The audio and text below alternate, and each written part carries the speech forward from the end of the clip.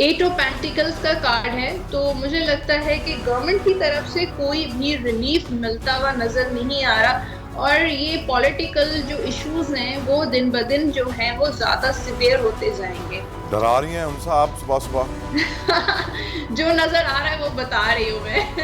दीदी थोड़ा डरा पर्दा नहीं रखिए, सकती। थोड़ा पर्दा रखिए, थोड़े ऐप छुपाएं। अगर हमने सारे ऐप बता दिए, सब कुछ बता दिया, तो नहीं, लोग आजकल अब खौफ तो में मुब्तला मीडिया हो का जाएंगे। दिन है, हर चीज जो है वो सब कुछ पता चल जाता है। यहाँ पे देखिए द चैरियट का कार्ड है, ट्रैवलिंग का कार्ड है। लोग बहुत ज्यादा कोशिश करेंगे कि इस मुल्क से यानी पाकिस्तान से कहीं बाहर चले जाएं। लास्ट ईयर का ज्यादा रेशियो आपने देखा होगा, काफी सारे लोग इमिग्रेशन और बाहर जॉब की तलाश कर रहे थे, तो इसका रेशियो जो है इस साल जो है वो इंक्रीज होता हुआ नजर आ रहा है, बढ़ता हुआ नजर आ रहा है। और देखिएगा कि जो स्पेशली हमारी जो यूथ है वो यहाँ पर फ्यूचर नहीं देख रही है।